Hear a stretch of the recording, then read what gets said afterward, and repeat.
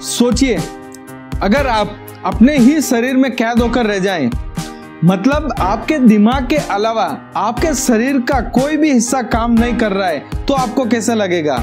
यानी कोमा को जिंदगी या मौत, इन दोनों के बीच का स्टेज माना जा सकता है, जिसमें से लौटना मुश्किल या फिर यूं कहें नामुमकिन है। हम अगर एक आंकड़े की माने तो जो व्यक्ति कोमा में चला जाता है, उस व्यक्ति को 58% चांस होता है कि वो वापस कभी भी लौट कर नहीं आएगा।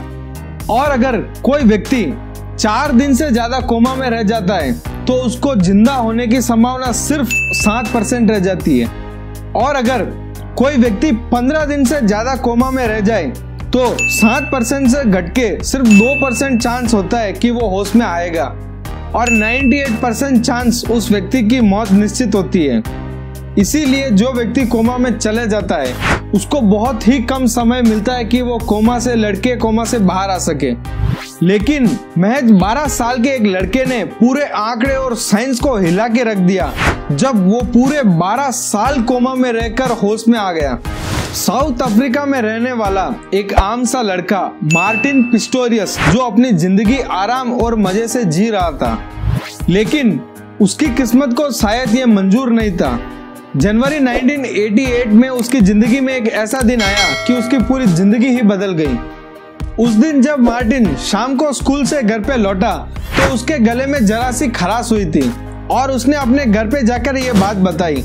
तो घर वालों को ये बात कुछ ज्यादा बड़ी नहीं लगी, क्योंकि दिन ब दिन उसकी हालत बिगड़ती चली गई और अगले 1 महीने में उसने अपने शरीर का पूरा नियंत्रण भी खो दिया था। इसके साथ साथ वो मानसिक रूप से भी कमजोर होता गया और उसकी याददाश्त भी कमजोर होने लगी। इससे पहले कि डॉक्टर्स को कुछ समझ में आता, वो पहले ही कोमा में चला गया था, और इसकी क्या वजह थी वो तो आज तक किसी भी डॉक्टर को पता नहीं चली। लेकिन डॉक्टर्स का मानना था कि उसको क्रिप्टोकोकल मेनिनजाइटिस या सेरिब्रल ट्यूबरक्लोसिस हो सकता है, क्योंकि उसको ये बीमारियां पहले भी रह चुकी थी। लेकिन अब बहुत लेट हो चुका था। अब इसे ठीक कर पाना डॉक्टर्स के लिए भी बहुत ही मुश्किल हो चुका था। सारे ट्रीटमेंट फेल होने के बाद मार्टिन को कुछ ही दिनों में हॉस्पिटल से डिस्चार्ज कर दिया गया था। डॉक्टर्स ने मार्टिन के माता पिता को यह बोला कि अब उनके बच्चे को या तो भगवान या कोई चमत्कार ही बचा सकता है। अब उनके हाथ में कुछ भी नहीं है। मार्टिन अब तक बाहरी दुनिया से पूरी तरह से संपर्क तोड़ चुका था।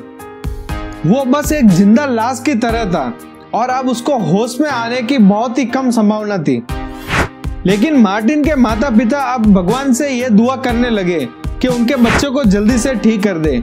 लेकिन उनको ये नहीं पता था कि हमारा बच्चा कब ठीक होगा या कभी होगा या नहीं होगा। मार्टिन लगभग 10 साल से ज्यादा अपने घर में एक ही बेड पर जिंदा लाश की तरह रहा। सबको लगने लगा था कि अब मार्टिन नहीं बचेगा और सबने उम्मीद खो दी थी।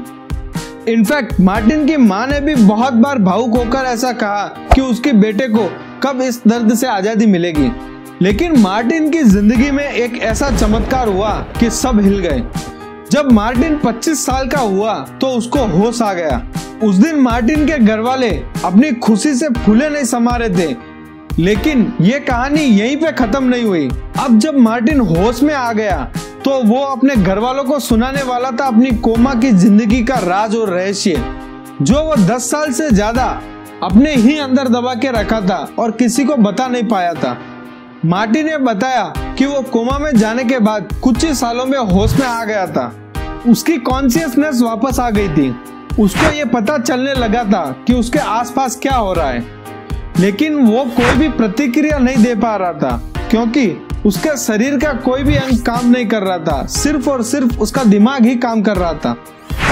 वो अभी भी बेजान पड़ा था। वो सबकी बातें सुन सकता था लेकिन जवाब नहीं दे सकता था, और वो अपने परिवार वालों को नजदीक होने के महसूस भी कर सकता था। बिल्कुल किसी भूत की तरह वो एक रहस्यमय दुनिया में कैद हो चुका था, जहां से लौटकर आना नामुमकिन था।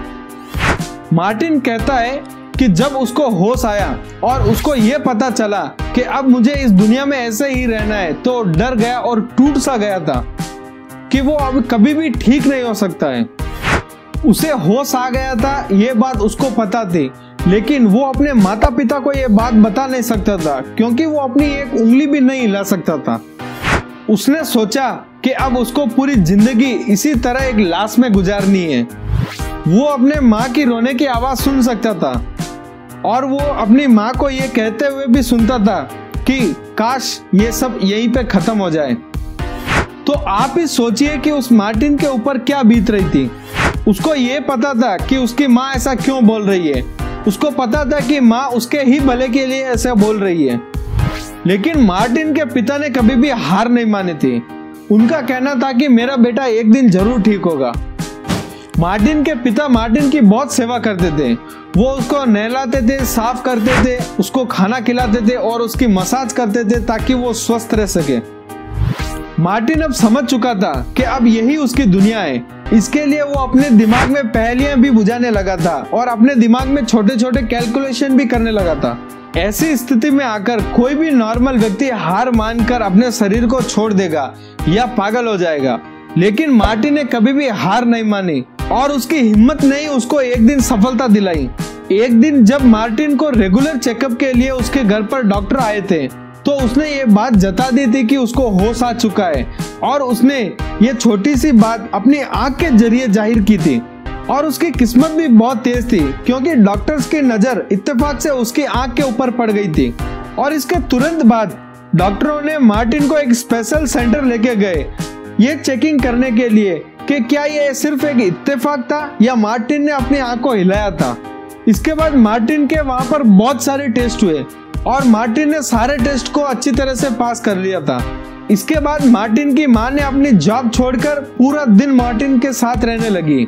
धीरे धीरे मार्टिन को होश आने लगा था और वो ठीक होने लगा था। मार्टिन के लिए एक अलग ही कंप्यूटर प्रोग्राम बनाया गया। उस प्रोग्राम के जरिए वो दूसरों से कम्युनिकेट कर सकते थे और जब मार्टिन को कम्युनिकेट करने की काबिलियत आ गई तो उन्होंने अपने कॉलेज की डिग्री भी पा ली थी। और इसके बाद एक वेब डेवलपर कंपनी में उनको एक जॉब भी मिल गया। शायद इसी को कहते हैं असली जुनून और जज्बा। इसके बाद मार्टिन का धीरे धीरे पूरा शरीर काम करने लग गया था।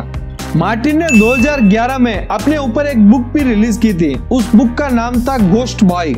मार्टिन ने अपनी इस बुक में अपनी कोमा की जिंदगी का पूरा विवरण किया है। मार्टिन हम सब के लिए एक बहुत बड़े इंस्पिरेशन है कि उम्मीद हमें कभी भी छोड़नी नहीं चाहिए। तो कैसा लगा आपको आज का ये वीडियो? अगर आपको ये वीडियो अच्छा लगा तो हमारे चैनल को सब्सक्राइब करें, बेल आइकन को दबाएं और हमारे आने वाली अगली वीडियो का नोटिफिकेशन पाएं।